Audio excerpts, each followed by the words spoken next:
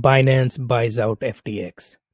Binance CEO Changpeng Zhao, aka CZ, announced on Tuesday that his company has tentatively agreed to acquire competitor Sam Bankman-Fried's FTX for an undisclosed amount.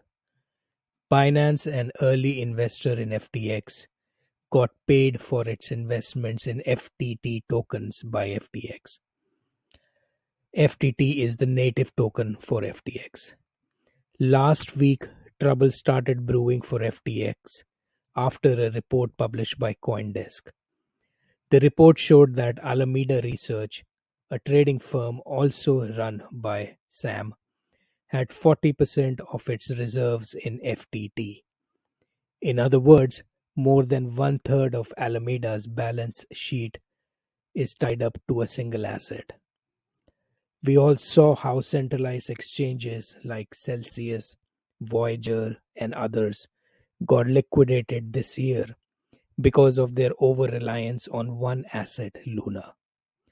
Looking at this report, CZ announced that he will sell all his FTT position, which triggered massive selling action on FTX, with customers and institutions removing their assets from the exchange.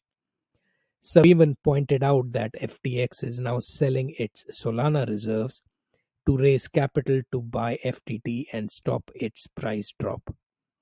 In the last 20 days, 377 million in stablecoins were removed from FTX.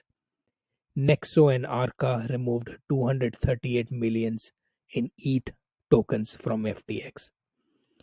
Then yesterday, SBF announced that he has sold FTX to Binance pending due diligence.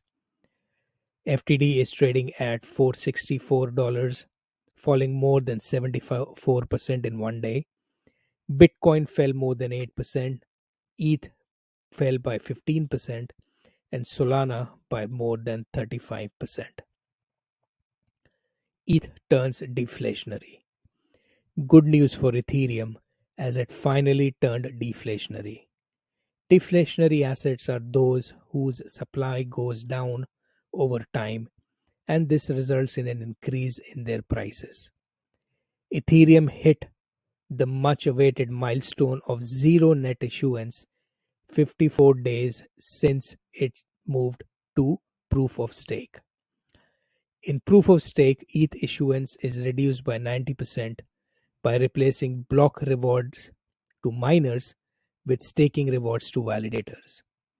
Bitcoin is referred to as sound money as it has fixed supply of 21 million coins, but Ethereum, with its total supply reducing, is termed ultra-sound money by its community.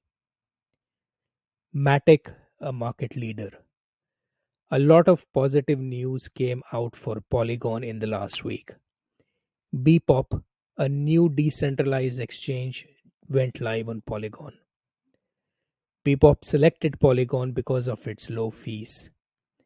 We saw the fall of centralized exchanges this year, and the entry of a new decentralized exchange is certainly welcomed. Meta's Instagram announced that it will use Polygon's network for its upcoming in-app NFT minting feature. With more than 2 billion monthly users, Instagram means a lot of potential user volume and trade for Polygon. JP Morgan, DBS Bank, and SBI Digital Asset Holding became the first banks to trade on Polygon's public blockchain. This is a great sign that banks and institutions could be considering the use of public blockchain networks for transactions. The banks conducted transactions of foreign exchange between tokenized Japanese yen and Singapore dollar, as well as tokenized government bonds. The banks used Aave on Polygon for this pilot. Ethereum's updated roadmap. On November 7th, Vitalik Buterin, Ethereum's co-founder, shared an infographic showing the updated roadmap for Ethereum. It includes a new stage called the Scourge, changes to the Verge, and a new milestone to merge amongst other changes.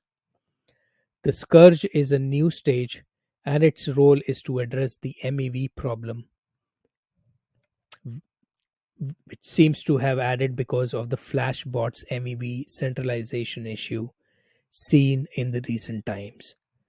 The milestones marked with a check mark are key milestones for Ethereum, but they do not mean completion. A new addition to the merge called Single Shot Finality has been added to improve the overall speed of transaction finality. Hornet's nest of NFT royalties. The recent rise of NFT marketplaces like X2Y2 and Rarible, to name a few, and their shift to make royalties optional and some even with zero royalties has created new problems for the creator economy. Traders on these marketplaces now have an option to pay or not pay royalties on their purchases, which has not been received well by the creators. OpenSea, the market leader, has recently released a suite of tools to help creators enforce royalties on chain. Not only that, the tools will also enable creators to blacklist NFT marketplaces that do not require traders to pay royalties. The change will be available for any new project added to OpenSea, but not for existing projects on its marketplace. OpenSea said that it is still under discussions within the community on what options it can provide to existing projects. If OpenSea can present a set of viable options to existing projects, then this will become a smart move on its part. Not only will OpenSea stand out as a marketplace for the creators, but its new backlisting features might adversely impact other marketplaces. That's all for this week's news flash. Thank you.